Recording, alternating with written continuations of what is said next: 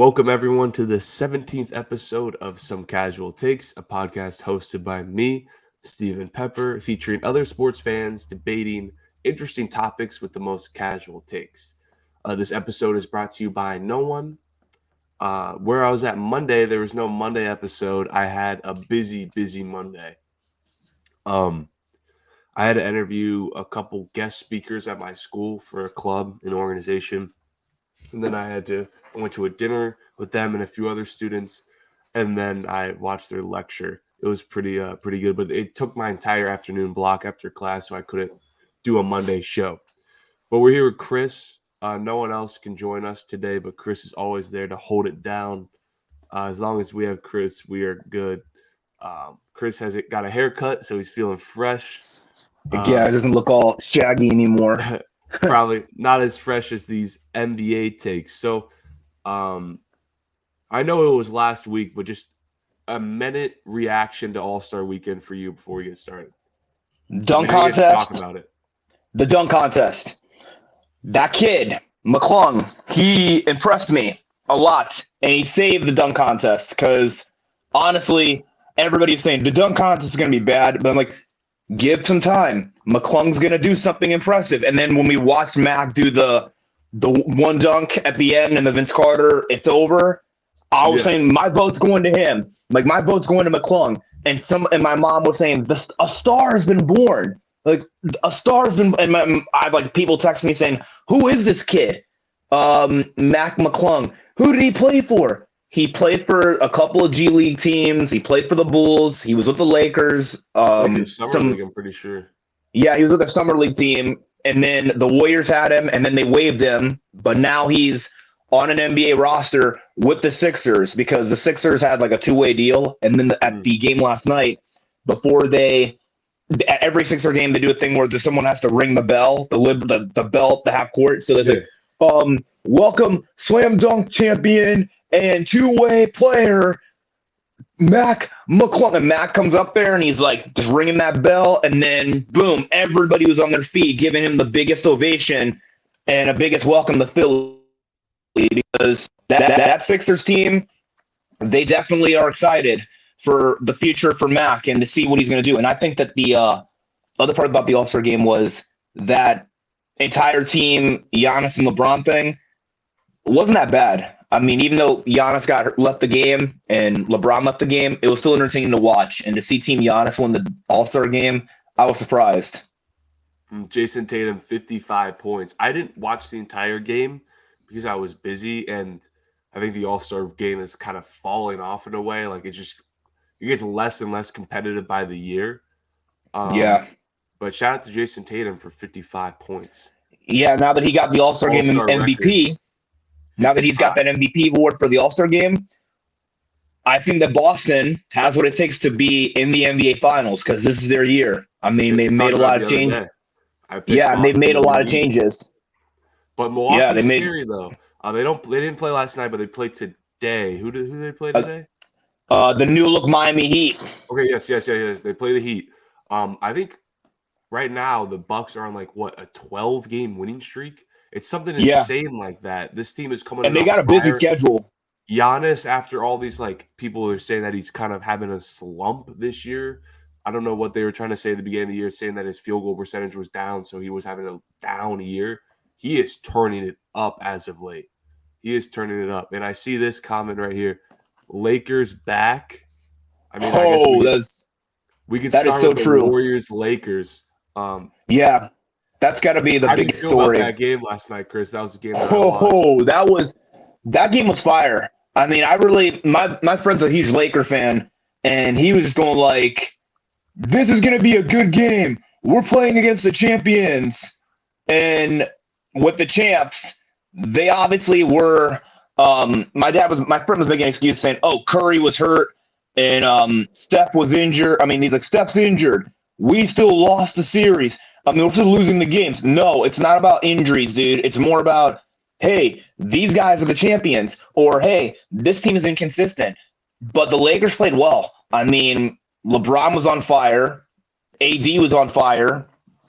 Lonnie Walker was tremendous. And the new guys, Walker finally You know, I see on the box score, right? It says Mo Bamba suspended by league. Yeah, So he was out. He I was know he out didn't. because of that fight. Yeah, but he played against New Orleans though. Yeah, he came back from the 4 games, and people did not like. People were asking, "What So happened to then why didn't Bamba?" he play last night?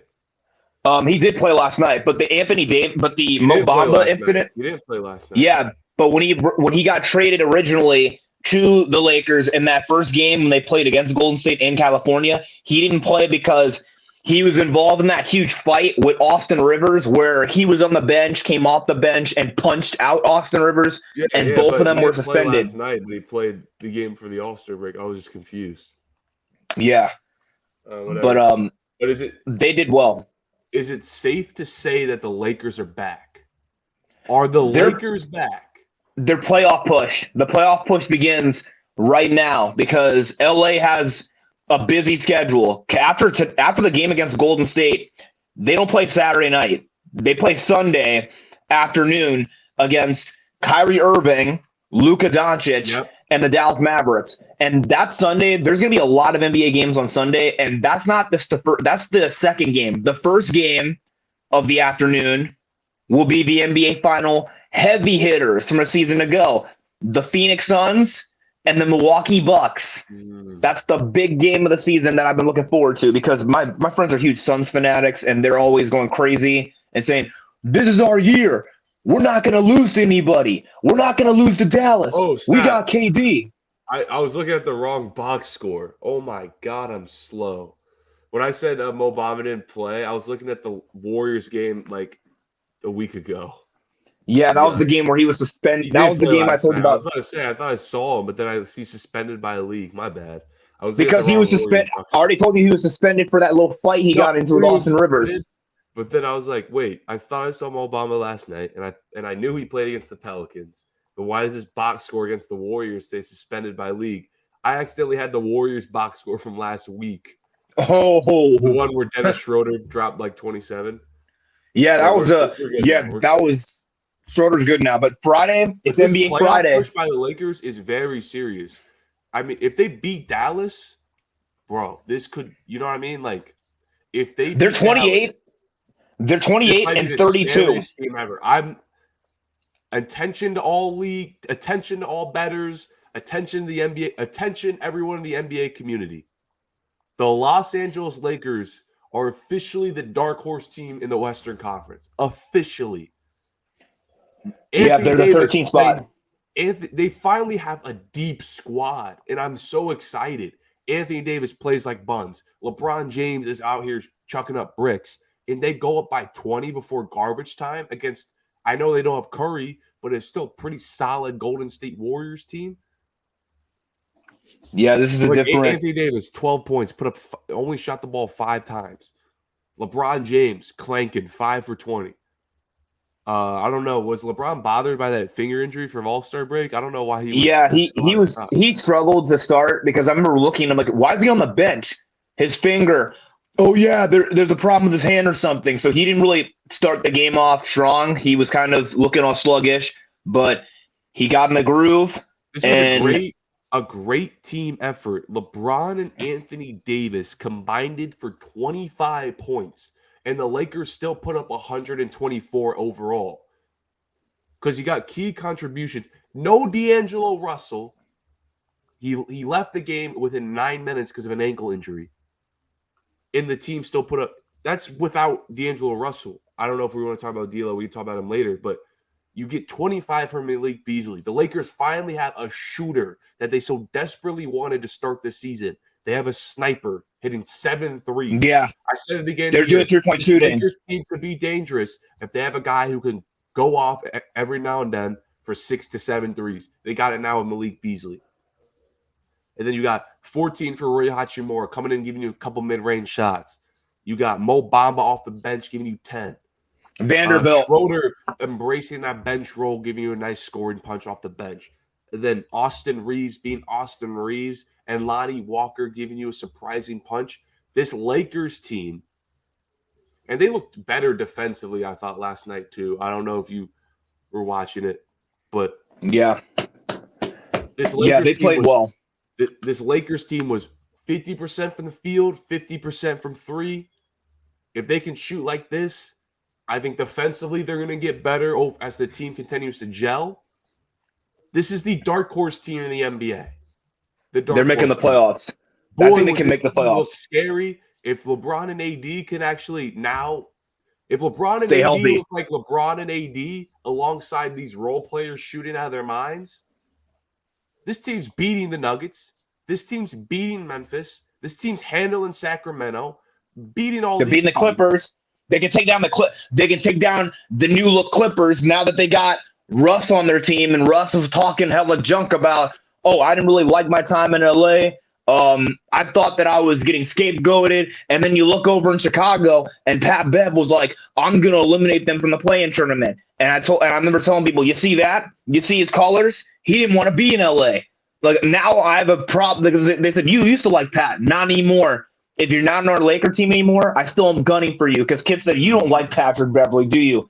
Not as much. And it's because of the whole Russell Westbrook thing. No, it's deeper than that because I really don't like Pat. Because of he's always talking crap, and I've always said to him, you're not making that to him, you're not going to win a title. You never are. You were this close in 2020. You weren't even that close in 2020 of winning a championship. You blew 2-3-1 leads. And what happens? You're in Cancun. So honestly, that's what's going to happen. And really, anything can happen because we're at the second half of the season, and there's been a lot of movement outside of the All-Star break. I mean, after the All-Star break, we talked about the Cavaliers in the one episode before we left for All-Star weekend. Yeah. We had the Kevin Love saga in Cleveland ending. So Kevin's now in Miami. And with Kevin in Miami, the Heat are going to explode in the offense because Love's going to back up Bam Adebayo, and he can give some minutes for Caleb Martin at the power forward position. And they got Cody Zeller, too. And Zeller's not really that high on the fantasy points, but still they upgraded their bench and they added a couple of players. And let's not forget Kevin's an NBA champion, but there's two games. I mean, there's a couple of games today. You got Miami and Miami and Milwaukee, and then Oklahoma City and Phoenix on ESPN. So I got to get your perspective. The Phoenix Suns. I want to ask you this question first to stay on the Warriors-Lakers.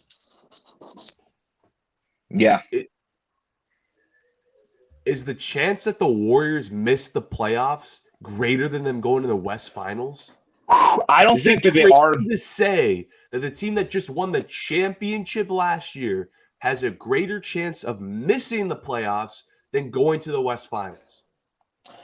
I don't think that the Golden State Warriors are destined to repeat as champions because they've lost so many winnable games this year, and they've honestly not played phenomenal basketball. I mean, all year long, there's been drama and problems, and most of it was to start the season. We already know about Draymond Green getting into it with Jordan Poole. The Lakers and the Warriors were doomed from the start with that Draymond Green incident. They were doomed from the start.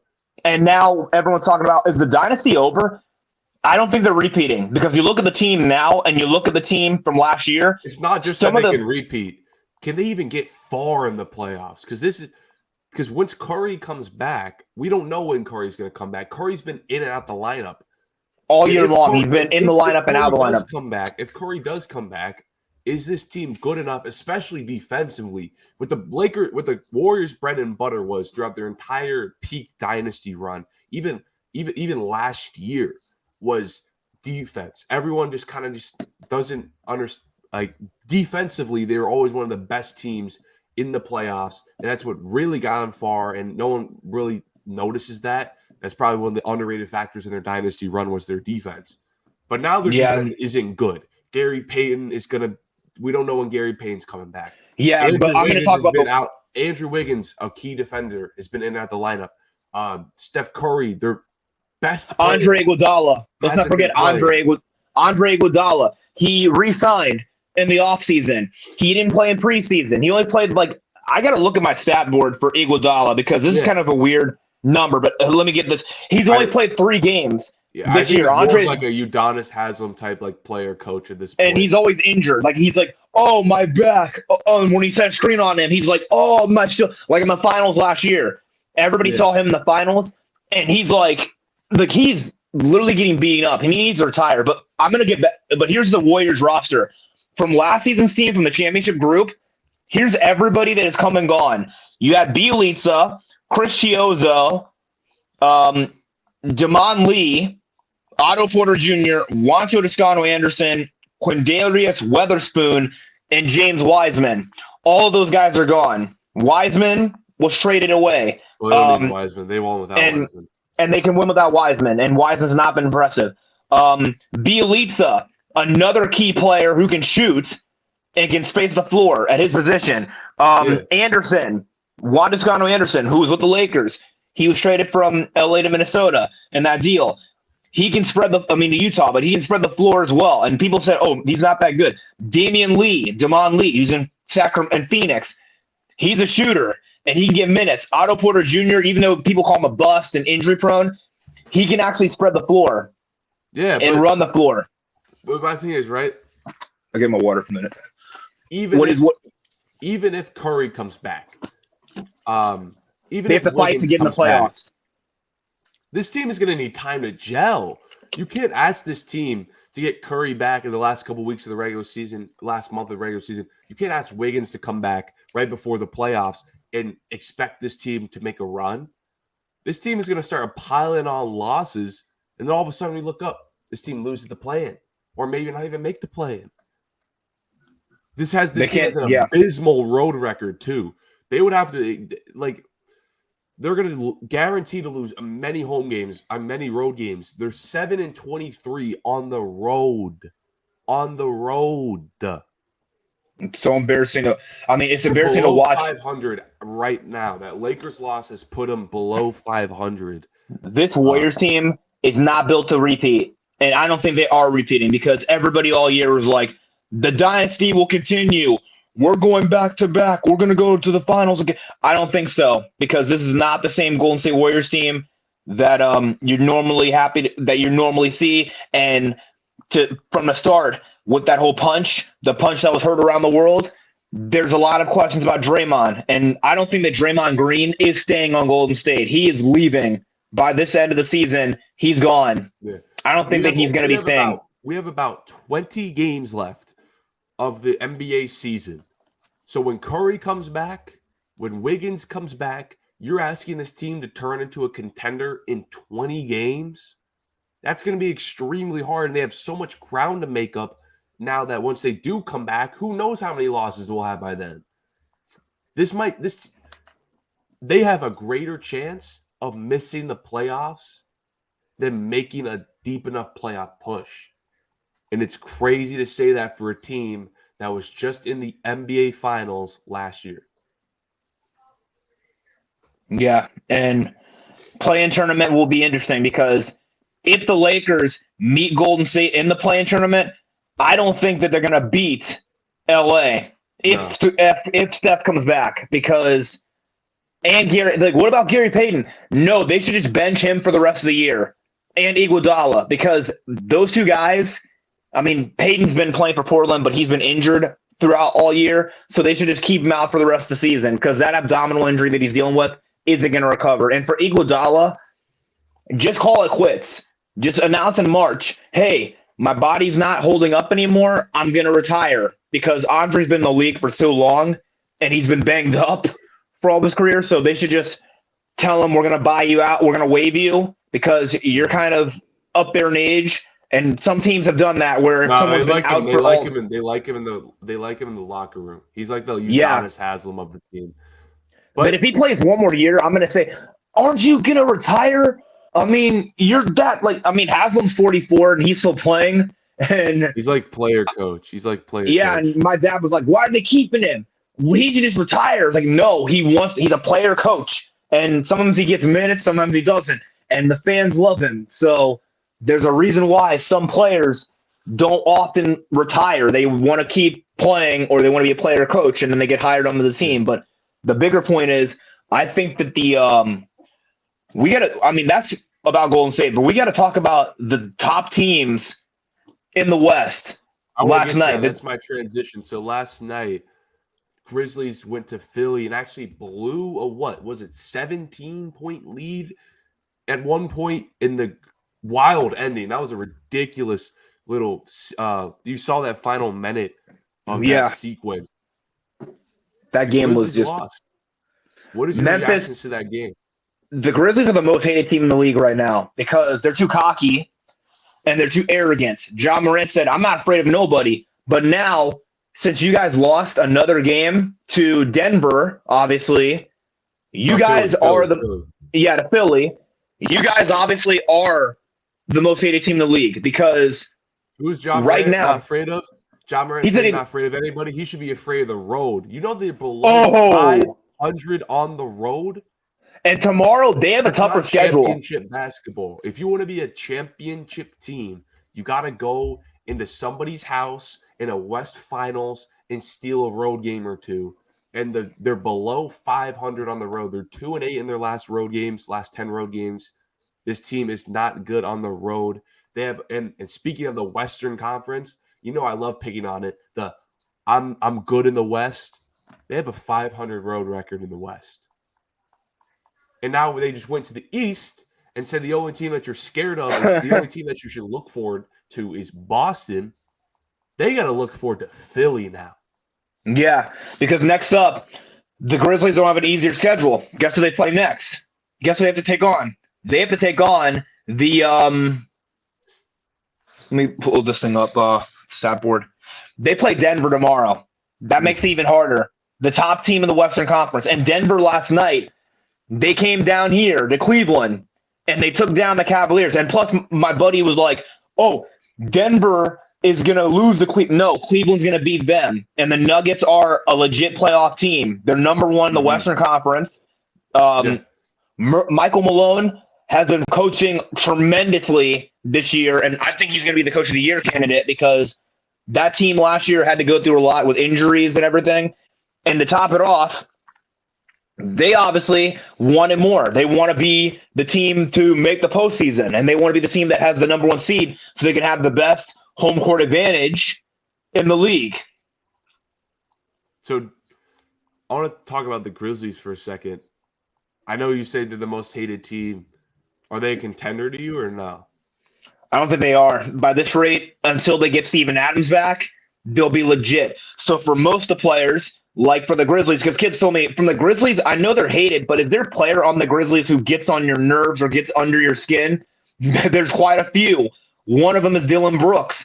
I don't like Brooks because he gets under your skin and he's dirty. I do respect Desmond Baines, but Baines was Ja Morant. Nice 15 points last night, Ja. Nice 3 for 16. Mr. I'm only looking forward to Boston. Bro. Nice little 15 points, bro. And then, of course, you have Jaren Jackson Jr. You got Jaren Jackson Jr. You got Luke Kennard. You got Tyus Jones. Merchant. Ja Morant was a free throw merchant last night. 9 for 10 free throws.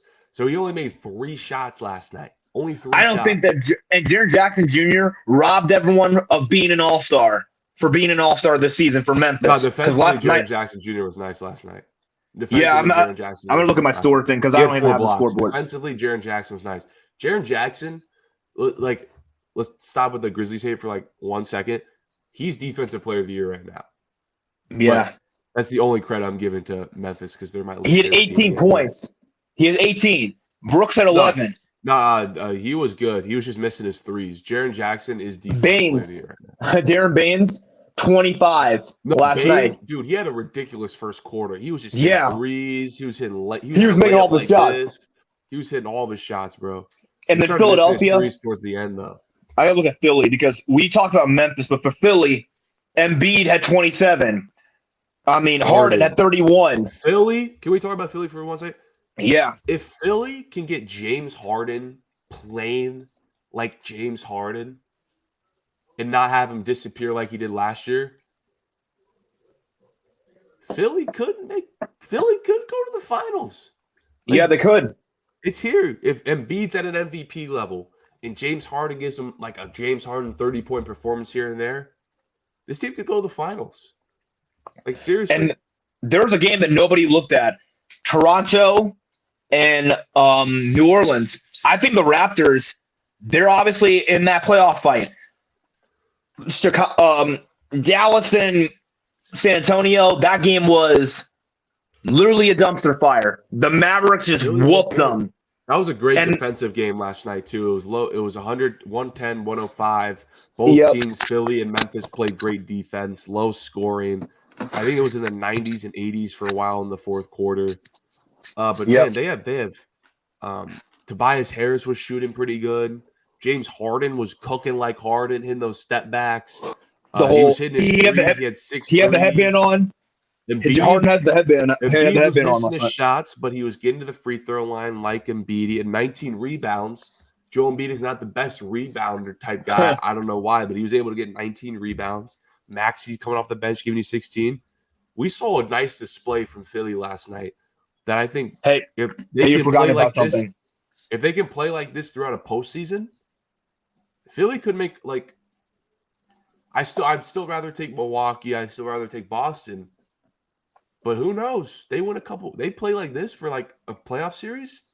This could be a finals team, like contender team. I think I'm putting Philly now in that contention bubble. I don't know about you. I think they are, but we got to talk about another team. The Utah Jazz. Utah, Lauri Markkanen. He was on fire last night. 43 points in that game against the Thunder. But Lauri has got to be the most improved player this season. Yep, by far. I actually have I was going to talk about this game, but before we get into this game, let me get your NBA award predictions right now. So we got the MVP, we got Sixth Man of the Year, we got Most Improved. What else? We got Coach of the Year. Yeah, Coach of the Year. What else do we got? Defensive player.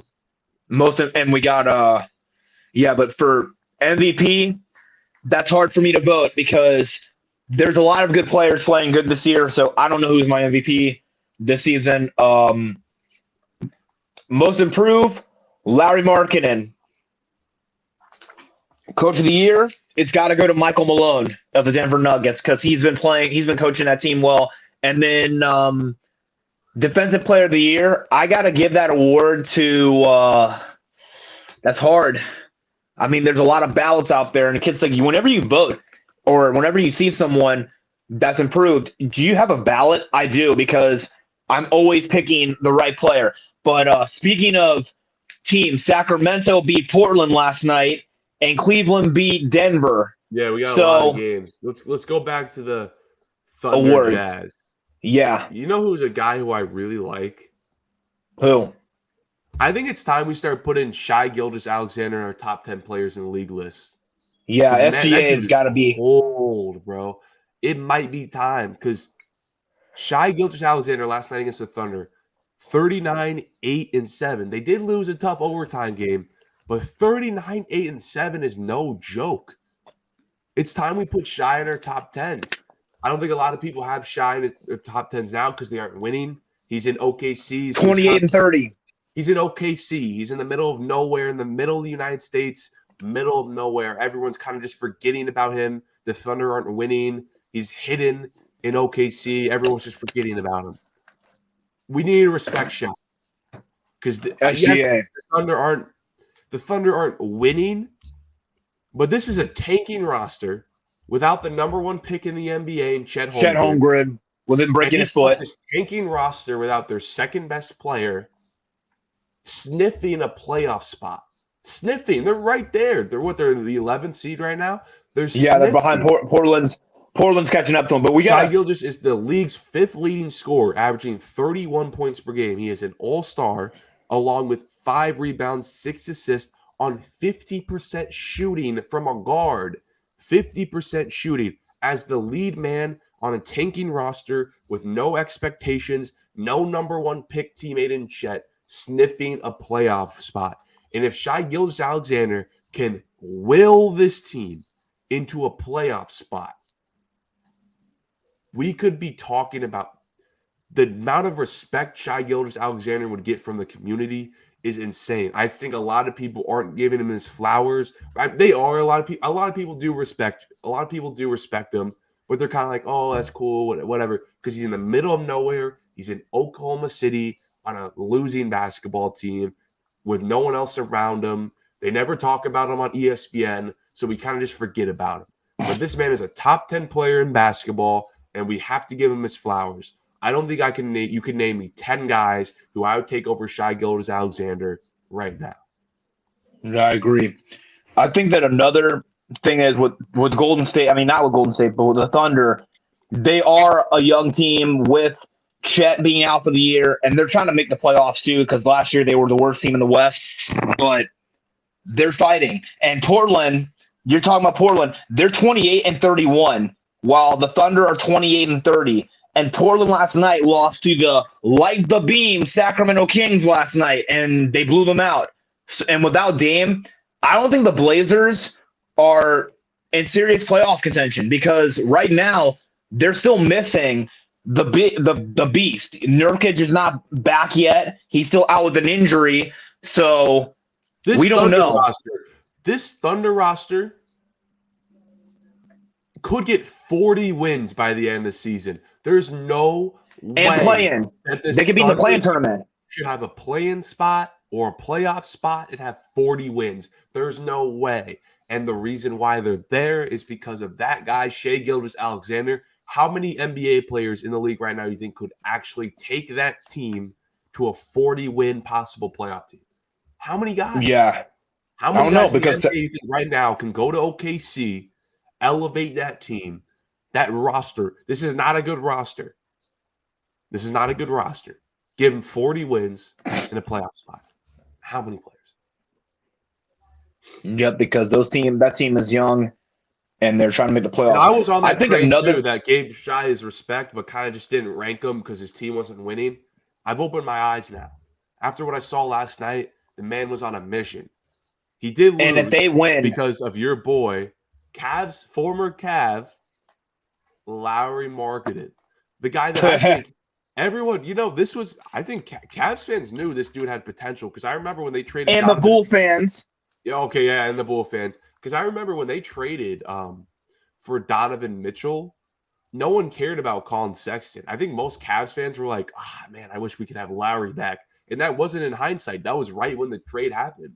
They were like, I wish we could have made this trade without giving Lowry. Cavs fans knew that this man had some potential, and we saw it full on display last night. The NBA's right now, I'm calling it now, he probably will win it, so I don't think this is a big prediction. The most improved player in the NBA is that man, Lauri Markkanen. 43 points last night. That boy is different. I'm pretty sure he was an all-star starter thanks to him voting thanks to some injuries help. Yeah, and I think that's going to happen. But, of course, we have the Utah Jazz. But then, of course, the new-look Mavericks. Look at these stats. Oh, my goodness. 25 points, 51% from the field, 40 from three, 88% from the line. Lauri Markkanen, he won't get it. Lauri Markkanen is flirting with the 50-40-90 club as a power forward in Utah that out of nowhere, and not out of nowhere, but from this elevation is crazy, man. Yeah, and this Jazz team doesn't even have a star on their team except for Markkanen. But the problem is they have Talen Horton-Tucker from the Lakers. They got Rudy Gay still. They added Chris Dunn, who's Lowry's former teammate from Chicago. Yeah, I remember. I was laughing about that. And then you got Frank Jackson from the Lakers. My friend was like, "Who did the Jazz get rid of?" They got rid of that Bomero kid, that Bomero, whatever his name is. He's not getting minutes. He played for Minnesota last year, draft pick. Yeah. They got rid of him, and he hasn't done anything impressive. But the point is, they're a good team, and they are definitely fighting for a playoff spot, because Utah right now, they're the 9th seed behind New Orleans, because it's now from 8, 9, and 10. We talked about this yesterday. My buddies talked about who is not making the playoffs this year. We already know who's eliminated. We know that the Rockets and Spurs are out of playoff contention because they have 14 wins and they have 13 wins. we know the Lakers are going to keep moving up. On the Rockets, bro. Don't get me started on the Rockets, bro. Because the Houston Rockets, they have a game today, and it's against the let me see who the Rockets play. It's Friday, so they have a back-to-back. Golden State has a back-to-back tonight. They play the Lakers last night, and now they have the Rockets. They have the Rockets tonight. And the Cavs, we're going to get into that Cavs and Hawks game because there's a lot of drama to dive in to the Atlanta Hawks and everything. You want to start with the Cavs Nuggets? Yeah, let's talk about Cleveland and Denver because that's a very big I'm not really with the Cavs, but I'm watching them from a distance still, and I'm still kind of taking notes on how the team is looking and how they can make the playoffs. But Cleveland and Denver, even though people that are Cav fans are probably not going to hear this, but the Denver Nuggets swept them twice in the regular season. And if you think that the Cavaliers will be a playoff team, you guys are wrong because they obviously a contender, have finals a contending team. You guys are wrong. They have a tougher schedule in a back-to-back. They have to play – of course, they played the Denver Nuggets who are leading, but now you have the Atlanta Hawks tonight who are having their own problems, which we're going to talk about in a few minutes. But Cleveland overall, last night, they looked good to start against the Nuggets. But Evan Mobley, he was playing well. But Jokic, KCP, Reggie Jackson, Jeff Green, all the other Denver Nugget players, they played well last night. And Cleveland could not keep up with Denver, and Denver came in Michael Porter Jr. And Porter Jr. and Denver and Murray. They came in there and swoop, they beat them. And for Cavalier fans, Cleveland had like a 5-point lead in the 5 minutes left in the fourth quarter, and then basically Porter all the way to the end. But Denver started hitting a couple threes down the stretch and pulled away. Jokic hit some. Michael Porter was hitting some. KCP was. And Donovan Mitchell and Darius Garland didn't play so hot. They both had 22 points, but Garland was 7-20 from the field. Mitchell was 9 for 22. The boy who really stepped up was Evan Mobley. That man was looking really good. I wish he can do it on a more consistent basis because last night was that offensive. He had a game similar like this against Milwaukee where Evan Mobley. Yeah, Mobley had 31. The offensive step that the Cavs were hoping he could take. And if he can show that on a more consistent basis, add that to his defense, this man is one of the most underrated players in the NBA. Yeah, and of course, they played a good team and they lost, but they have a game tonight, and that team is the Atlanta Hawks. Now, before the season resumes, the Hawks have some big news on Tuesday. Nate McMillan was relieved from his head coaching duties. The bottom line, the team has not been playing well this year. They're 29-30, and they're fighting to get into the playoffs. And Atlanta has had a lot of it. It's been disappointing to watch and play. I mean, it's been disappointing to watch because even though they got DeJounte Murray, and they got a bunch of other assets on the team, they still did not look great on paper. No. I mean, they traded away a bunch of players to Houston for virtually nothing, but this Atlanta Hawks team has looked very, very terrible at times. And for tonight's game, even though McMillan's gone, former Cavaliers assistant coach Joe Prunty will take over as the interim head coach because the Hawks now are searching for a new head coach. And reports have stated that the Hawks and Quinn Snyder are progressing in talks to make a deal that comes within days. So Snyder is in focus with the search. So Atlanta might hire Quinn Snyder as their coach. And we all know where Quinn was. He was on that Utah Jazz team that did not meet their expectations. And he resigned. He stepped down from the coaching staff. Stepped down from coaching from Utah. So now there's a lot of talk about him possibly taking the job. And if he comes to Atlanta, I don't think the team is going to do any better because the Hawks right now are middling in the pack. And I think they need to make major changes. What do you think? What do you think the Hawks should do at this point of the season since they're the 8th seed fighting to get into the playoffs? They're just going to go to the playoffs, probably and get swept. They're going to get swept by Boston in the 4-game sweep. Yeah, the middle of the pack offense with a bottom 10 defense, they're going to get swept. And they got Clint Capella, who's not really a big. They just got to. Atlanta's their next step is not anything to do this season. Just off season. Just make moves like trade away John Collins. Trae Young and DeJounte Murray duo has been very awkward. Murray hasn't been bad this year, but it's just awkward. There's no chemistry between these two. And they We need to trade away expected Clint this to be Capella like a too. real dynamic duo to start the season, and it just really hasn't. Yeah, it hasn't been working out. The rest of the team outside of the two, Murray and Young, just hasn't really been good. And they need to get rid of John Collins, and they need to get rid of Clint Capella because this team right now has Defensively, they're not good. Yeah, and then they're obviously having so many issues with the team. But we actually know about the Hawks, but there's some other news in the East from the Chicago Bulls. Even though they added, we got to talk about the Bulls team because we're going to talk about Atlanta. But from Chicago, we know the Bulls added Patrick Beverley, but there was some sobering news on Tuesday regarding one of their stars. You know who we're talking about? One of our ex-Laker players who's Patrick Beverley. No, not Pat. Oh, Alex. Other Laker. Oh, no. Lonzo Ball not being able to play. Yeah. Yeah, I gotta ask you, what do you think about Lonzo? Well, my Lonzo Ball jersey is no longer here.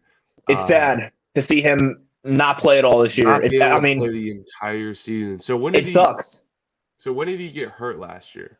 He got hurt in January against Golden State. It was a bruised knee. Initially, it was a bruised right knee, and boom, they're like, "Oh, I'm gonna be sick." He's like, "Oh, it's a bruised knee. I'm out for a couple months." But then his knee did not heal the way it was supposed to, and then he had surgery, and they announced, "Oh, he is out for the playoffs and out for the season."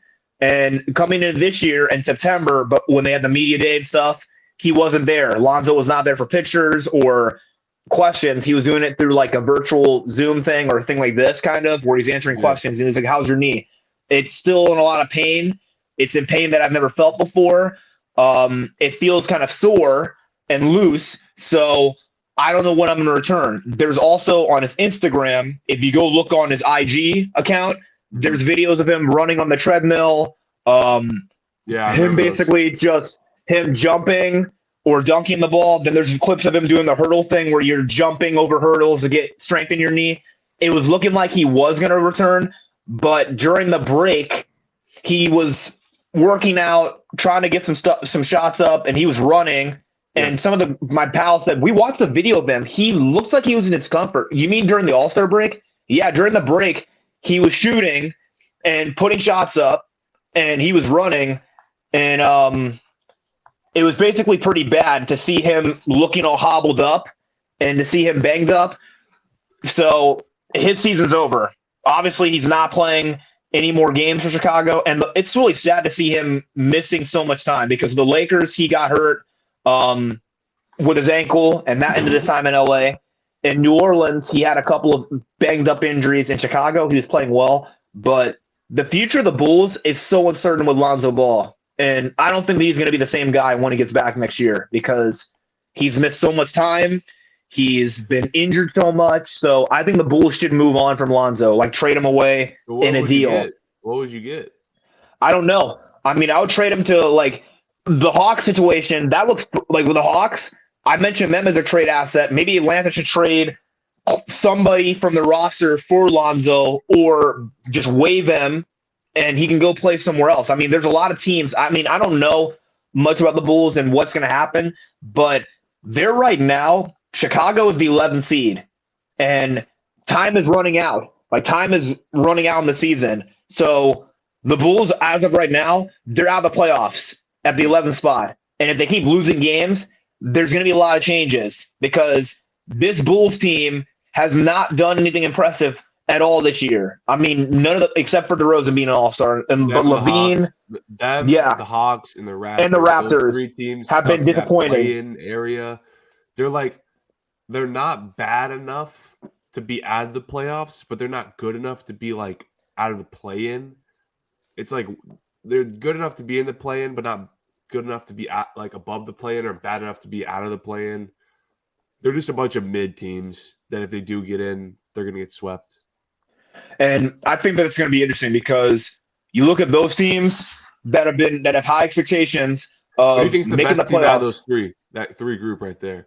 I think it's going to be Chicago or Toronto. I think I'm going to go with, even though friends are Raptor fans because he's from Canada. I might I'm go with probably going to Toronto. go. I'm going to go with Toronto too because they obviously know what it takes to be in the playoffs. Because last year they had like people were saying, "Oh, they lost Lowry," or "Ooh, they're not this good." Oh, they got Goran Dragic, and Dragic isn't like Toronto. No, they made the playoffs last year. Siakam, I mean, Van Vliet was an All-Star, and Scotty They were Barnes the was Rookie of the 6th seed, Year. I'm pretty sure, right? Yeah, 6th and they seed, they played played against Philly. and yeah, that Philly series was exciting. Even though Scotty Barnes hurt his The ankle, Joel he was Embiid playing buzzer well. beater. Yeah, The Joel Embiid and buzzer beater. that's going to be interesting in the Eastern Conference. And the other thing is with the They East, beat New Orleans last night. yeah, Van Vliet did not Toronto. play. But here's Toronto, another right? kicker. The other kicker is now that we don't have the two formidable players in Brooklyn and with KD and Kyrie, I think the fifth seed is up for grabs for Brooklyn because Brooklyn right now, they're the fifth seed. And by the way the Nets are going to play in the second half of the season, I think they will make the playoffs, but No, they they're will. They probably, will. yeah, they're in a good spot. The New York Knicks are in a good spot. The Miami Heat are in a good spot. But the teams that are 8th, ninth, and 10th, and 11th, they're fighting to get into the postseason. So, yeah, this will be an interesting second half of the season. And I think that when it comes down to the play-in tournament, the teams that I do not think that are not making the playoffs or the teams that I think that are trying to get their way in, the Wizards, of course, even though they got Beal, even though they got Porzingis, or they got all those other guys in that trades that happened, I don't think the Wizards are a playoff team. I mean, for all my Wizard fans that like Beal, it's not a playoff year for the Washington Wizards again because they're the 10th seed right now, and I don't think that Washington is going to make it that far if they continue to win games because recently they waived one of their key players, Will Barton, in the buyout market, and Barton now can go help a franchise that can make some noise in the playoffs. So that's going to be interesting to see what's going to happen with the Western Conference and then with the Eastern Conference. But in the Western Conference, I got to get your perspective of the Western Conference and what you said about the Houston Rockets. I mean, I got to ask you your opinion about Houston and how things have been going this year with that team. Houston's terrible. I mean, how many good picks are they going to have now? They're going to have a pick this year as well. No one's good. None of their players are just looking like gelling to be like real NBA stars. And then they got rid of they traded for a bunch of players on their team. For instance, the Knicks, the Rockets made a trade with Houston, and the Hawks got back Justin Holiday and Frank Kaminsky, and they got those guys, and those guys aren't there anymore. But for like, Houston, it's crazy in Houston because they got they have two guards. It's like an AAU team. They're just AAU guys. The team doesn't. They're not elevators of anybody else but themselves. They're a bunch of shot chuckers who don't make plays for anybody else but themselves. They'll average both of them, Kevin Porter Jr. and he's not even playing at all because he's been out. Yeah, Porter Jr. and Jalen Gray, and it'll look fine on the box score at the final. Their stats will look fine in the final box score. They'll say they'll both have 20, but the efficiency is terrible. They're all just a bunch of shot chuckers. They don't play make for anybody else. And the coach is not good. Their coach is not that great either. Terrible. I still don't know why he hasn't gotten fired yet. The team because hasn't Houston been able to come together and show real chemistry. Yeah, and since they made the trade for John Wall, I'm not 100% sold on Jabari Smith yet. It's his rookie season though, so we'll wait and see. Because Houston this year, the guy who I think the team should run through is Segun. If the team got serious and had a real coach who understood Segun's potential, I would run. I think the Rockets should fire. They should fire Silas and hire, because my buddy was talking about the Houston Rock about coaching in the NBA, and he said I think the Houston Rockets should fire Steven Silas and add Ime Udoka. I think that's a good idea. You think that they should hire Udoka? Like my friend was talking about NBA candidates or coaching candidates that have been fired, but we already know about Ime and a situation in Boston with him getting in trouble with the team and suspended, but he's not coaching in Boston anymore. He's not working with them, and he's also unemployed now since they're not paying him. So I think the Rockets should hire Ime Udoka as their coach, because at the end of the season, they should fire Steven Silas and that entire coaching staff. Yeah. Once the season ends. Green. No, I'd fire. Yeah, Udoka, he has his problems off the court. We know that. But he would be a grown man in the locker room who I think could get this team together. Jalen Green. Yeah, we know cool. that. What do you say about Kevin? What do you say about KPJ? What do you say about KPJ? What do you say about Kevin Porter Jr.? Jalen Green, it's cool. He's averaging 22 points on the season, 40% from the field. He's a shot chucker, averaging like no assist. Segun, he is not the craziest NBA player in the world, but he has some potential that I feel like some coach can tap into that they're not using right now. Yeah. This guy is a 15-9 guy on the year. Kenyon Martin's son is okay. Jabari Smith is. They got Boban too. Jabari Smith is the third pick in the draft. The third pick in the draft. And I know I might sound like a casual to some people, but 12 points on sub 40% shooting for the third pick in the draft? No power forward in the NBA should be shooting sub 40% from the field. This team is just not good. I mean, even Kevin Porter Jr. hasn't played at all. Yeah, because he's been out, and we know how Kevin Porter Jr. is. Because I remember speaking about that thing in a this recent. Team has 13 wins on the season, and I don't even 45 losses. Do you even think they cracked 20 wins? It would be a miracle if this team got 20 wins. It would be a miracle. I don't think they're going to get to 20 wins because they play the Warriors tonight, and I don't think they're going to beat Golden State by this rate. Because you look at the Houston Rockets and who they play. Bench. Look at their bench. Their bench is a bunch of mid-role players like Frank Kaminsky. Shout out Boban, but Boban has more State Farm commercials than he has points on the season. And I feel bad for Boban, who is not terrible, but you got a bunch of G leaguers filling out the end of the bench. Jalen Green, Frank Kaminsky, Kevin Porter Jr., Jason Tate, Ty Washington, and if any of some of these Rockets starters. If they went on any other good team, it would be a wake-up call. It would be a wake-up call for Jalen Green if he went on a good team because his minutes and role would be so small if he actually went to a good team. Boban, I feel bad for Boban because Boban Marjanovic on the Rockets, yeah, he hasn't played that many games. They should just let him go. I mean, they waived him and then they brought him back. That doesn't make any sense. And they need a veteran. No, they should let him. They should buy out, let him walk because at this point, the Rockets aren't even a playoff team. So why are you even wasting your time on a 14-win year team and you can go play somewhere else to win a championship or something? And I think with Houston, they have a bigger schedule coming up in the second half of the season. They've got to play Golden State. They got to play Portland. They, of course, got to play the Brooklyn Nets in Indiana, Chicago, and Boston, the Lakers, the Grizzlies twice, the Cavaliers, and to end their season, they go to the Capitol in D.C. to end against the Washington Wizards. And their last home game will be on a Tuesday against Denver. They don't got no home finale on a Sunday, so their games are away. But still, this team is one of the worst assist teams in basketball. They're only focused. Their guards aren't getting assists. Their guards are only focused on getting theirs. They play like it's a skills showcase, like they're back in high school trying to prove a point, and they're only chucking up shots instead of focusing on winning basketball games. Yeah, and this team obviously they do not know how to win games. And still, the coaching has been a main problem for Houston. They need to do something about the coaching situation with Stephen Silas. And ever since James Harden has been on the team, because I remember bringing up an old timeline about the Houston Rockets and talking about this Rockets team was good. But after the bubble run, when they lost to the Lakers, things happened. Harden left. Westbrook left. Mike D'Antoni resigned. Daryl Morey resigned. Went to coach somewhere else. And Harden came out and said, we're not good enough. He's in Philly now. Yeah, and he resigned from his position as a GM to go to Philly. And we all talked about it, and we all said, this Houston Rockets team has got to make big changes. A year ago, you had John Wall. And with John Wall, that experiment exploded in their face because Wall did not play a single game last year for Houston. And he was talking in the podcast, I was trying to play.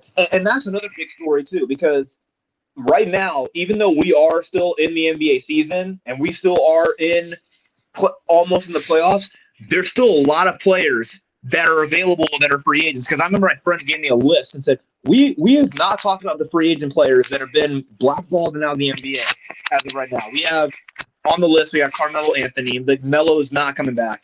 It's too late in the season, and he's getting old. Serge Ibaka John Wall. And kids are talking about Wall should go somewhere. Oh, you got to put your other headphone in. You got to put your other headphone in. What do you think about Wall? Where do you think Wall should go? I'm trying to pull up the free agent list. I saw the other day. Because there's a lot of players that can help a team, and they can obviously go and help. This is a huge list. This is a bunch of, like, if this was the free agency list 5 years ago, teams would be eating these players up in a second. Look at these names. Think of this list as if it was 2017. Serge Ibaka, John Wall, Kemba Walker, Isaiah Thomas, Rajon Rondo, LaMarcus Aldridge, Melo, Avery Bradley, Whiteside, Boogie. Yeah, I mean, there's other guys too, but like your Quinn Sterling Cook. Browns, like your Will Bartons. Quinn Cook. Barnes not an NBA team. Yeah, and then you got Quinn Cook, who's a two-time champ. You got Wayne Ellington, Stanley Johnson, like I said, dude, who's another big name because people. And you saw this free agency list. If this was the summer free agency list of like 2017, 2015, teams would be eating these guys up alive, trying to put these guys in contenders. Yeah, and Wall, of course, I've always talked about John Wall, and Wall is a point guard who's an all-star. I don't know why nobody wants to sign him. Crazy. It's crazy how just time flows by. Because if this and was then Hassan Whiteside too. If the summer opened up in 2015 and you saw Baca, Aldridge, Melo, Boogie, and on the free agency market, and Dwight Howard, they put Dwight out there too, and Dwight Howard, these would be your leading. That would be a decent free agency summer. And then of course you got Rodney, and then you got Rodney Hood too. These guys are all unsignable, and it's crazy how just in a couple of years they're out of the league. These guys were gonna get like 6 to 8 years ago. These guys were gonna get hundreds of millions of dollars if this was their free agency. Now what? It's crazy how they're out of the league. Flies by. Now all these guys of my era of basketball, the era of basketball that I grew up in and fell in love with basketball, these guys were the headliners. They're now out of the league, and it's just so sad, bro. And Rodney Hood, another name was what about Rodney Hood? He's not in the NBA right now either. Hood was on the Cavaliers, and if you can remember, I think a lot of my friends, if you don't remember Rodney Hood, he was on Cleveland's roster in that playoff series against Toronto in Game 4. When Ty Lue told him to check in, he refused to check into the game, and he's like, put Jose in the game. Put Calderon in. I mean, he wants to play, and then he's sitting there saying, I should have been a man, and I should have gotten in the game, but he's had a bad career or bad luck since he left Utah. He was with Cleveland, then he was with Portland, and he got hurt really badly too. I think this is a crazy time where people in the NBA that we're starting to see now where players are not getting signed, and they can help a team. They can help the bench. They can come off the bench and do that stuff. Is long, bro. I think we're seeing a huge shift in the NBA. We're in this transitional period with all the great guys from the 2010s are not getting signed in favor of younger guys off a bench. I think teams are starting to go a lot younger now. And have the old guys retire. And they're like a lot of teams rather have the 22, the late first round pick who's 22 years old, like the Max Christie's of the world, the Austin Reeves of the world on their end of the bench over like a Melo or a Rondo. Or Serge Ibaka. These old NBA vets that would have probably I feel like an old NBA vet in 2015 would be on the end of a bench right now.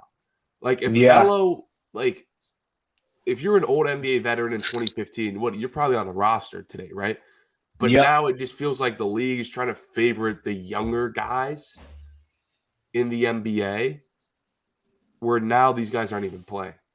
Yeah, and then you look at the older players. You look at Melo. You look at Hassan Whiteside. You look at Isaiah Thomas. I'm surprised Will Barton isn't on an NBA team. He's a really athletic player, and he's quick. He's not like this all-world player, but he's a solid piece. I feel like who can come in and give you a few minutes. He's only 32 years old. You give him a couple minutes? Yeah, I mean he's playing. Yeah, for Portland. I mean when he was in Portland, he became a people's champ, and everybody knew about him in Portland. And it's like, so in Portland, he was a people's champ. And then what He was happened? a He got good player for the Nuggets. He was a Yeah, and with good the player for Nuggets, the same Nuggets. thing. He played 40 games for the Wizards this year. He only averaged 7 points. His field goal percentage was not crazy. So he has taken a dip for sure. But when he And was playing winning basketball just a season ago, they traded he was him he to was fifth, Washington.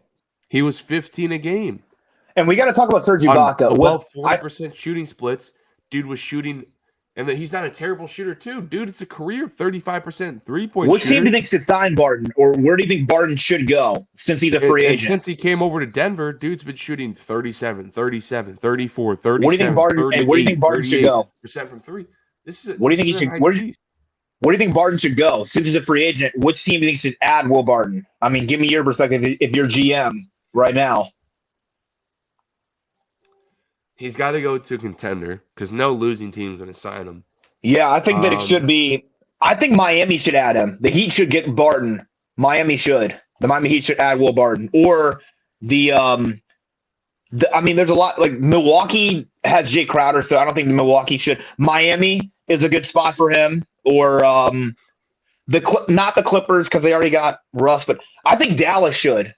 Dallas already got a full team. Dallas, yeah. Phoenix, no, because they just signed Terrence Ross. So yeah, my friend's like, what about they already got a full group. What about whatchamacallit, Miami? They can waive somebody and then no, the Heat already got a full bench, dude. Nah, I don't think the Heat will, because the Heat have Max Strus and all them. I think they'd rather stick with those guys over. Yeah, Toronto. Toronto should add him. What about Cleveland? Because last night, Cleveland's bench showed again, and it's their lack of bench play once again. That's daunting. I made a talk last week saying that Cleveland's bench wasn't good, and all the Cavs fans came in my comments and started eating me up. Saying, no, the bench is terrible. I have no idea. The bench is terrible. You saw on display last night. I made 2 TikToks on the Cavs this year. The first one was that I don't think Isaiah Okoro is that crazy. I mean, he's a nice, solid player. He needs to go. The problem with he's a nice defensive player, but Cleveland, yes, they need his defense, but they also need more offense from that spot. You can't be getting 2 to 5 points from your starting wing spot. When you're trying to make a finals push, your entire starting 5 dang near needs to be in double figures. Like you need and that Cavaliers team needs to do something about it. In Denver, the entire Denver starting 5 was in double figures. Like some nights, like your starting 5 needs to be in double figures, and Cleveland is unable to do so. Look at this box score here for Cleveland. If I can pull it up, I'm trying to show their bench box score. Like once again, their bench. Dean Wade only played 7 minutes, gave him 2 points. Karis LeVert, my God, 31 minutes, 6 points. Again, showing him why he's the most inconsistent player. Now, he didn't put up shots last game. There's a little bit of a difference. He had 9 assists, though, so he was really just playmaking, which, you will take it. But off the bench, they need at least 10 points off the bench. I think Cleveland needs to do something off the bench. It feels like forever. Come off the bench and consistently give him 10-plus points. That bench in Cleveland didn't play that good last night. Cleveland fans in my comments were trying to hype up Shetty Osman. He didn't play that good last night. Lamar Stevens, I mean, he only played 13 minutes. Same with Dean. And people get hyped up over Lamar Stevens. He's the best defensive player. No, Lamar Stevens has not impressed me at all this year. Neither has Dylan Windler. Even though he's now healthy, even though they got Windler back, because someone told me Windler's healthy, he might play tonight. He hasn't played at all this year. He's only played the second half of the season because of injuries. So for Cleveland, and they got Robin Lopez. So now with Kevin Love gone, I've already said this before, with Kevin Love out of the picture and they have a spot open, they should sign somebody. And on the list, you mentioned about they have Barton, Serge Ibaka, because I mentioned Serge Ibaka, and kids like, no, Ibaka's old. He can't help Cleveland. I'm just saying that he could be another big name. Kenneth Faried is another name who can put minutes in there. The last time he played a game in the NBA was in 2019 with Houston. Kenneth Faried, the Manimal. People remember him. Yeah. Stanley Johnson. He's kind of cooked, though. Kenneth Faried. Yes. Cooked. Stanley Johnson is another player who played for the Lakers, can bring some energy off the bench. And, I mean, he could help the Cavaliers potentially. Wayne Ellington. He's a bench scorer, and I think probably Will Barton will be best option. And they need a center. I mean, they have a point. I mean, they have Will Barton, but they might need a center as well. I mean, there's a lot of big man. Backup center. They're gonna try to stagger minutes though. Like what they've been playing. Allen played 30 minutes. Mobley played 37. Lopez didn't play at all, and that's kind of a bigger story about. They've been staggering their lineups. And that's been the bigger story about Cleveland. Allen and Mobley are in. They'll do lineups. They put Jared Allen in center. They'll do lineups where Mobley's the center. Then Dean Wade Lopez power forward. Lopez needs to get minutes. And I'm being serious. They should give Robin Lopez some minutes because Cleveland should add him in the rotation. What about like some kid was young last night? Like, what about Robin Lopez? Like, he's not getting minutes. Well, he's not in the rotation. What? Like last we saw him play, he had a game against Chicago, and I'm just looking at something from NBA Central. The Suns are targeting Derrick Rose on the buyout market. I don't think that Phoenix should go for Derrick Rose. I don't think the Suns should add Derrick Rose because that's not a good idea. Did Derrick Rose get bought out? No, they're going to try. The Suns are looking to add Derrick Rose if he gets bought out by the Knicks. And if you're a Suns fan, I'm going to say this nicely. They already have enough pieces, and if you add Derrick Rose in the team, there might not be that many minutes for him in Phoenix because the Suns have a well-balanced group with Durant. They got Terrence Ross there. I got to ask your perspective about Sunday's game between Phoenix and Milwaukee. Who do you think is going to win that game? No Kevin Durant. Is it at Phoenix or Milwaukee? In Milwaukee, the place where the Suns got there, when the Suns got stomped on in that bubble. I mean that 2020 playoff thing. Middleton will be there. Drew Holiday will be there. Giannis will be there. We don't know if he's playing. What? We don't know if Giannis is playing because of his wrist. Remember? He hurt his wrist in the. What does the injury report say? I got to look at that thing because that's kind of the kicker about. You said it was days in advance. Oh, day to day. Let me look at this if it's for Giannis. Depends on Giannis plays today. It depends. So let's just say Giannis is probably going to play by then. I don't think Phoenix will beat Milwaukee until they get Kevin Durant.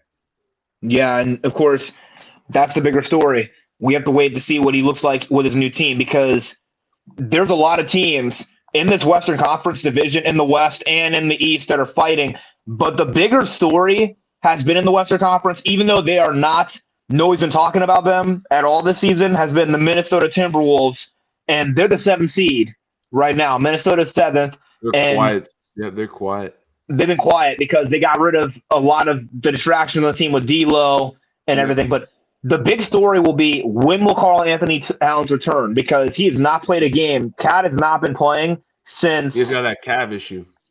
Yeah, he's been out since November, and they don't know when he's going to return. So if he comes back, Minnesota is going to be on a whole nother level with Gobert, Conley, and Cat. So I think that Minnesota will be a good team. And, of course, the Pelicans. That is another story with Zion being out for multiple weeks with a hamstring since he got hurt in January.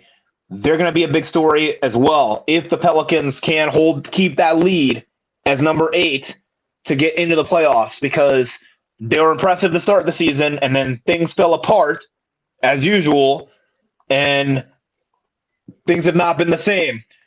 So we don't know what's going to happen with the upcoming week because we're already in the second half of the season. I mean, the second half of the season begins for some teams. For some teams that didn't play last night, their season starts today. So for those teams, it's playoff time. It's make the postseason or don't make the postseason. For the teams that are below the playoff seedings, like the Rockets and the Spurs, you're basically fighting for pride. For teams like Detroit and Charlotte, they're playing for pride too because the Hornets this year have been major disappointments. The Charlotte Hornets have at 17-43. Well, their season started, bro, with the Miles Bridges thing.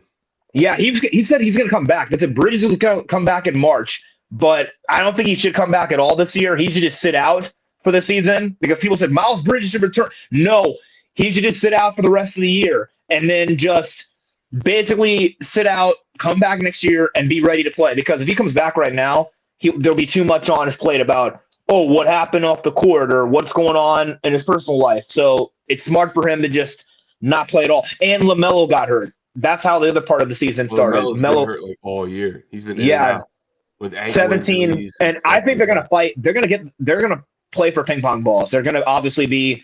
They should. Yeah, and the Spurs too. The San Antonio Spurs. Even though there's a lot of people that like San Antonio that are my friends, I know they're a storied franchise, and I know they got a great head coach in Pop, but it's not their year. I mean, it's so daunting and it's head scratching to see the Spurs are not in the playoffs this year. It's like, yeah, they're the worst team. That's so weird. Way back in the day when I was younger, I saw how the Spurs were killing everybody with Duncan, Parker, Ginobili. They don't have the talent. And they don't have that group because my friend was talking about math. He's like a math NBA mathematician thing. When you look at the Spurs now and you look at that team, 0 of the 15 guys who was here for the Miami Heat series are gone, except for Pop. Pop is a coach. He's not a player, but he's the only guy left from that championship team. And then you look at the other squad, all the guys that were on the team from years ago have retired or they're still in the NBA or they're free agents not doing anything. And I told him, I know, bud. And this draft lottery is going to be interesting because we have Scoot Henderson and we got that Wembanyama kid, and they're the top picks. And for people that are tanking to get him, shame on you. He's get his hands on a European player. I mean, make that guy a star. Yeah, my friend who's like he hates tanking. He talked about this in the All-Star break saying, for teams that are tanking to get Victor, shame on you. I mean, we're diehard fans, and we want to see our teams make the playoffs, not sit here and collect lottery picks. I am done. You guys have a good All-Star break. He just gets up, and he's angry about it. And I'm like, you don't blame him, do you? I don't blame him. I mean, if you want to tank, do it in a good way. Don't do it in a bad way. Like the Pistons right now, they're 15-45, and by the end of the season, I don't think Dwayne Casey should say. They should just let him go or let him walk because, again, there's still a lot of coaches out there that are available. And, I mean, we talked about the coaching situation in Atlanta with Quinn Snyder, but who do you think should be replaced? I mean, the Rockets should replace Steven Silas with Udoka, and then Detroit, should they replace Dwayne Casey or not? Okay, this will be the last thing before we go. The last take. Yeah, you got to replace Dwayne Casey. It's not working. Yeah, Detroit's not making the. They've been bad since 2018 when Blake was there. General Cade Cunningham isn't playing. He's kind of like that leader on the court for that team. Yeah, and they got Marvin Bagley, who hasn't done anything either because of his season-ending injury. I'm going to pull up the roster real quick. Yeah, because this Pistons team is just to watch. Because I liked them when they had Blake Griffin. Magic. It wasn't Wendell Carter buzzer to win.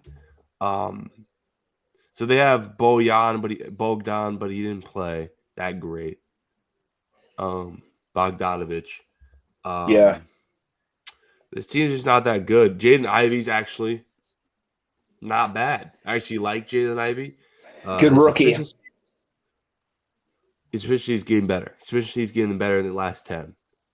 They got rid of Sadiq Bey. The last 10 games, Jaden Ivey, 17 points, 50% from the field, 46 from 3. Free throw, though, is kind of – for a point guard, shooting 70% from the line, it's not good. But he is getting better as the season progresses. So shout out to Jaden Ivey. Killian Hayes, everyone's least favorite player, is just not doing good for the 7th pick in the draft. Yeah, I don't know. What's your thoughts on Killian Hayes? Because this is year like 3 now. I've never seen Detroit play that much, except I saw Sadiq Bey play a couple of times before they traded him away to Atlanta and that deal. Killian Hayes is a bust. He's a bust. Yeah. He hasn't been impressing me at all. Killian Hayes was the 7th overall pick in 2020. The 7th, right? Let's look at his career numbers. He has taken the next step this year. He has taken a step up this year. But it's not a crazy step up. His first 2 seasons, he didn't really improve. 6.8, 6.9. Now he's almost at 10 points per game. So he's getting better, but his field goal percentage is still sub 40. He started his career shooting 35 and 38% from the field. That is not good. And right now, he is 37%. From three, it is worse. His career three-point percentage is 28.5. I kind of do agree with that because Detroit, they're not really. Sorry, I've been doing this show sick, so sorry for my low energy. I've been sick these last 3 weeks. I think that this season for Detroit, they should go for Victor, and they should try to get him in the draft. Killian Hayes, free throw percentage, not good. This guy is I wouldn't say, actually, I'm going to take back bust, but this is pretty close to being a bust. This is the 7th overall pick for a team that is rebuilding. If you're the 7th overall pick for a rebuilding team, you want this guy to be a cornerstone. They drafted him to be a cornerstone.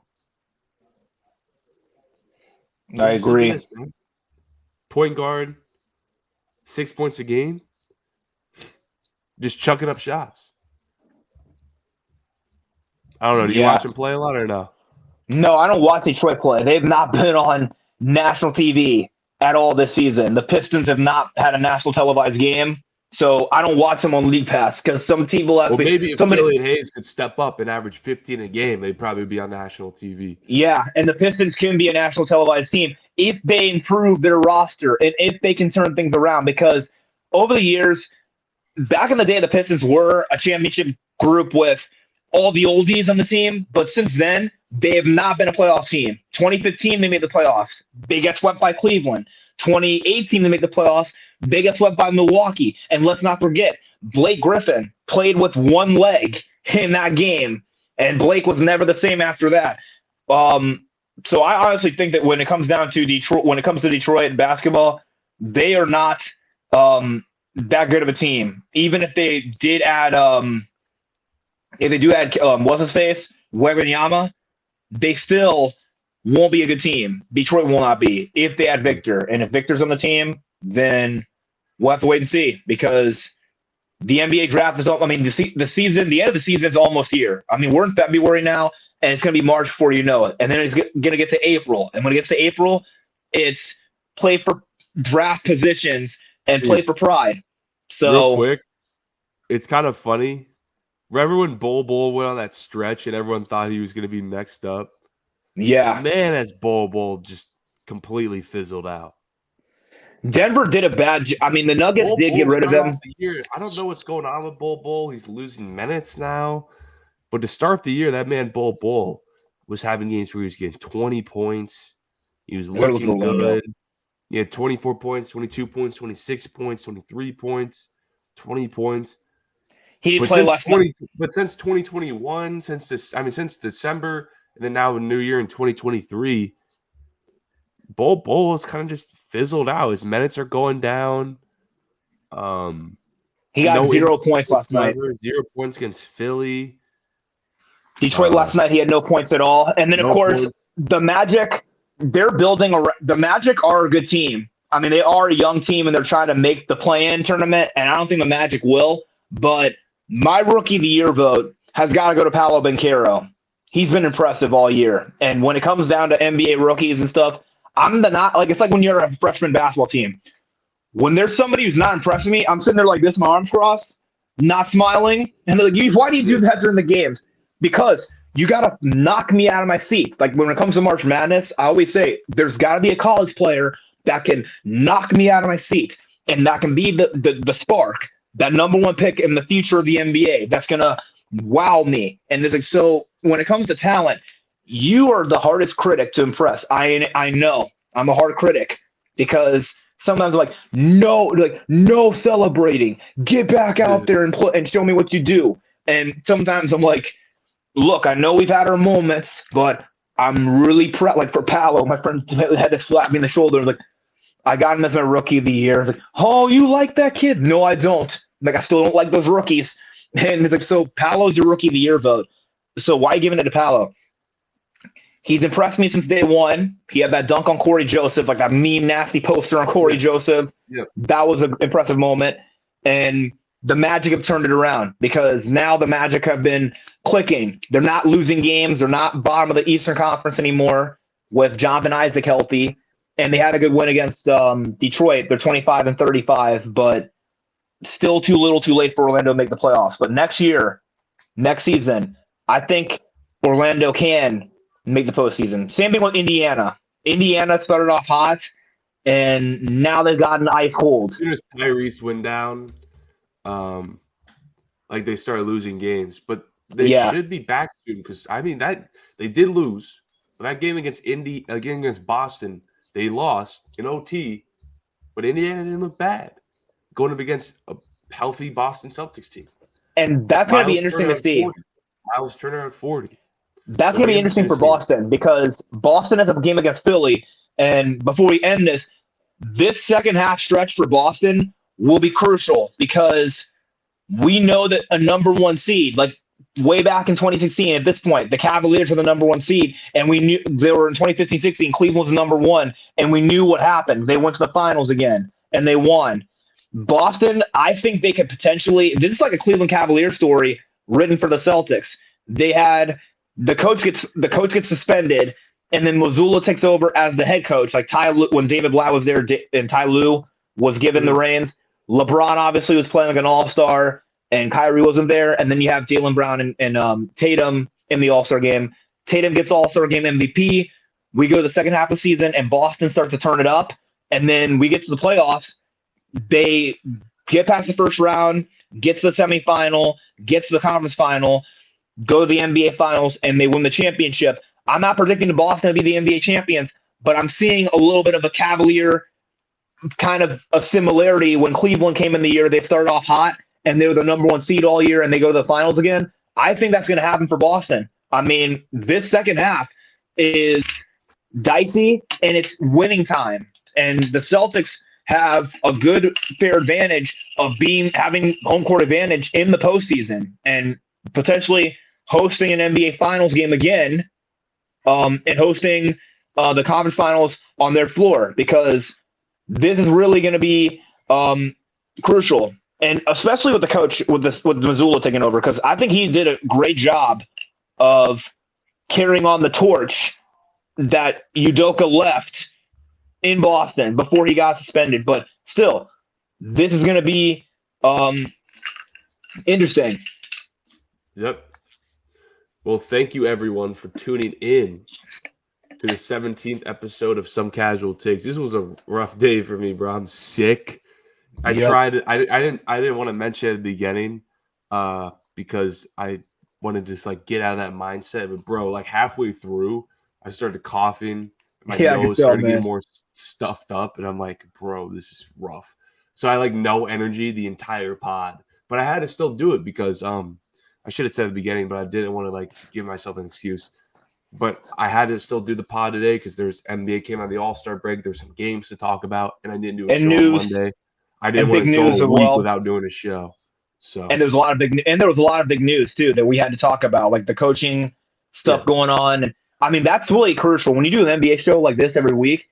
You always got to talk about all the tea and all the drama going on behind the scenes and all the other stuff that's going to happen. But still, good show today, and there's a lot of big games this weekend. And if you're a fan, make sure you watch the NBA games on Saturday, primetime. You got Philly and Boston. That's going to be a primetime game on Saturday night. And then Sunday, there's a couple of games on ESPN. You got the and ABC in the afternoon. You got it's Bucks and Suns, followed by Lakers and Mavericks. And then on ESPN, you have Denver, and I think it's the Clippers on Sunday. But if you got nothing to do, there's no football anymore, which is sad. But XFL. Yeah, we got XFL. And then, of course, we got March Madness and college basketball happening. So, still, if you got nothing to do on Sunday, tune in on ABC and ESPN and watch your favorite teams play. Holy ad. This was an advertisement for ABC. Yeah, because ABC is not getting all the love when it comes to NBA on ESPN. Like people say, oh, TNT is where no ABC, home of the NBA Finals. Well, thank you everyone for tuning in. See ya.